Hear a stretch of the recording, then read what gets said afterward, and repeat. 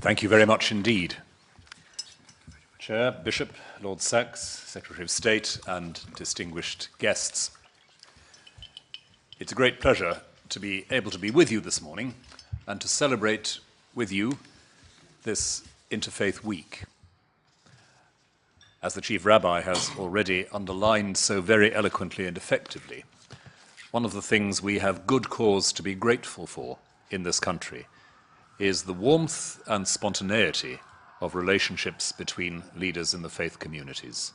And I would echo very closely what he has said in affirming that this is rather rare in the world these days, and something for which we can rightly be grateful and of which we can rightly be proud. If we speak about well-being, one of the things which we come to realize more and more as central to the idea of well-being is belonging. A lack of well-being is very often closely connected with a lack of any sense of belonging, a sense of isolation.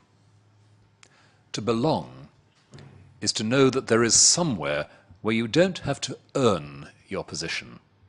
It's guaranteed. You are at home, and you don't have to work in order to be there. And that level of belonging is, of course, one of the crucial things which our religious identity gives to us. We are at home with fellow believers. We are at home with the truth, the reality, the God to whom we are committed.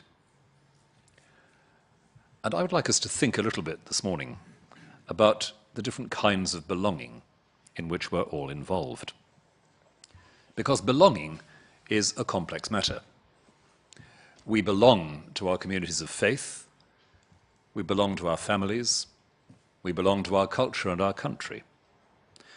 We belong to any number of other small communities and associations that make up the jigsaw of our lives, or if you want a slightly more positive image, the tapestry of our lives, interweaving, not just bumping up against each other.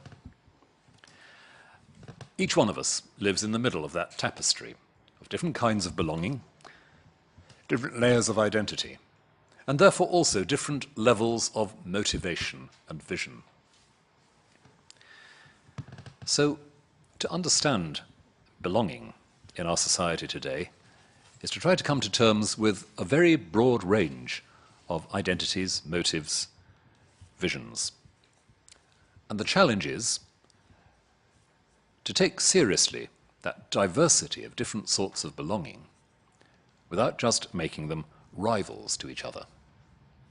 Because in an integrated life for an individual and in an integrated life in society, these different kinds of identity and motive don't compete with one another, they actually support and flesh out one another.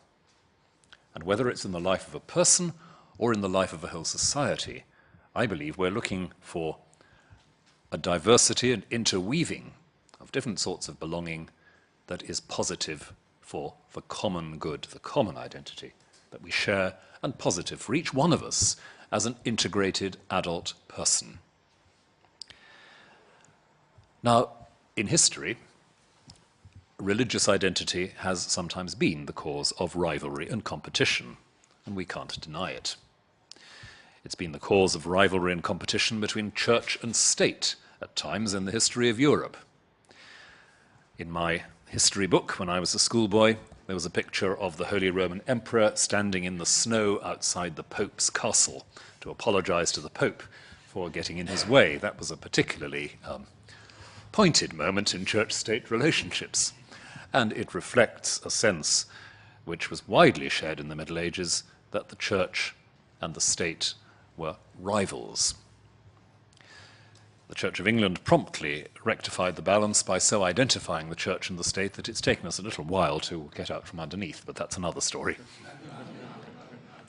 The point is, though, that although we have a history that is sometimes one of conflict and rivalry, we have begun, slowly but steadily, to develop that much richer vision which allows us to say, we help one another to be human in our difference.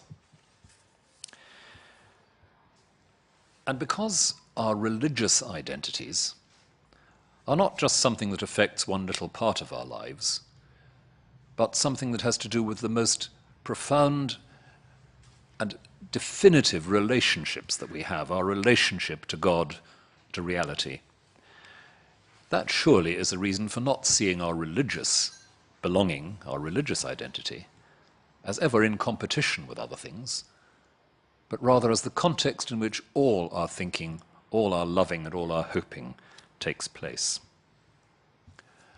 But I want to say further that if we have that sense that our most deep identity and belonging is with God, with the reality which is within and beyond and behind all things, then that's where our deepest motivation comes from.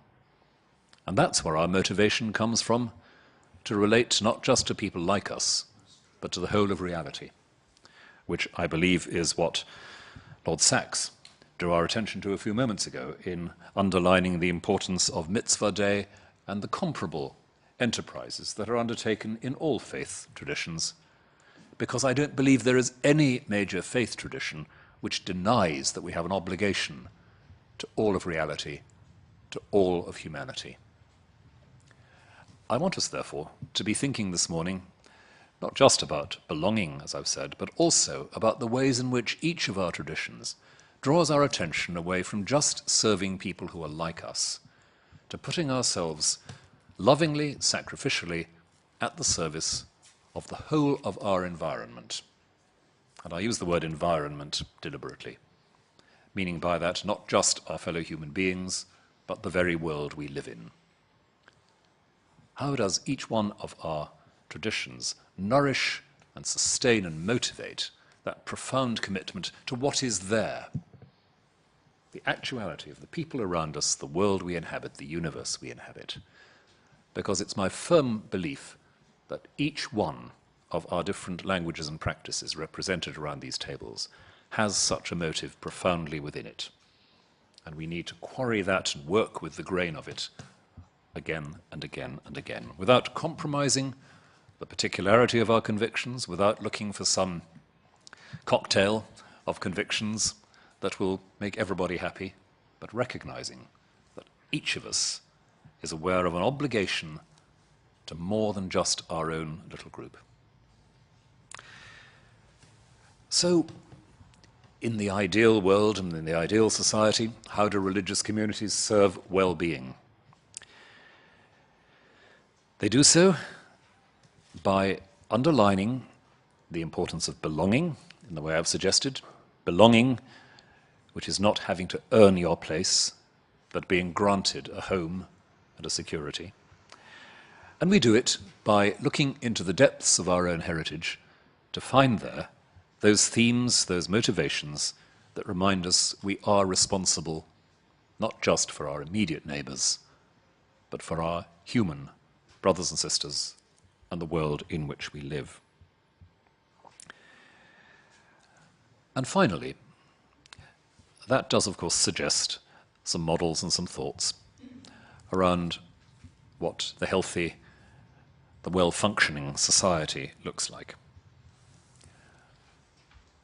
I've for many years been very deeply struck by a term which originates about 100 years ago in some of the work of social thinkers and indeed Christian social thinkers at the time, that the healthy state is a community of communities. A community of communities. The healthy, well-functioning state is not an impersonal bureaucracy which relates to individuals and tries to control individual rivalries and conflicts. The state works with, holds the ring for, helps to interact the diversity of actual communities that exists in a society. Power doesn't come downwards in a pyramidal way. Power is managed and negotiated between a great variety of grassroots communities.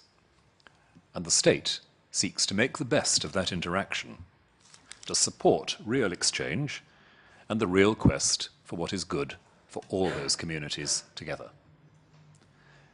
It's anything but an easy task but it's anything but a boring task. And what I sense at the moment in our country is that more than for many generations, we have woken up to something of that vision of the state as a community of communities. Secretary of State, we've had some discussion on this in the past year, and I know that these ideas are not unfamiliar to you. And I think that if we are prepared to think of the responsibilities of the state in terms of that creative working with the diversity of actual grassroots communities, drawing out of those communities their most creative and most convergent motivations, we are indeed making a contribution to well-being, to the wellness of a society which at the moment often feels anxious, divided, and fragile. I believe very strongly that this is a society which needs desperately to recover a sense of belonging. There are far too many people in our society who feel they have no stake in the public life of this country. And the tragic disturbances in our cities in the summer showed how many such people there are around. Overcoming that is not just a matter of offering more material goods. It is, I believe, a matter of recovering a sense that there are relationships that we don't have to earn. There is grace, in fact, to use a nakedly religious word, there is grace available for people. They are able to belong. And our own communities of belonging, our own communities of faith, have an enormous role, I believe, not only for their own people, but in reminding our entire society of the centrality in well-being of belonging and the way in which a proper belonging builds us up as mature, responsible adults and allows us the freedom to serve one another in that universal perspective that I've mentioned. So I say long life to that diversity of communities. Long life to that sense of active, sometimes critical, sometimes affirming exchange between us. Long life to that sense of building up an identity through understanding the different ways in which we belong with one another. And above all, long life to that sense which we share around these tables, that at the deepest level, our relationship with gracious reality, loving, intelligent reality with God, that relation inspires and sustains our service to the whole world in which we've been placed. Thank you. Thank you very much.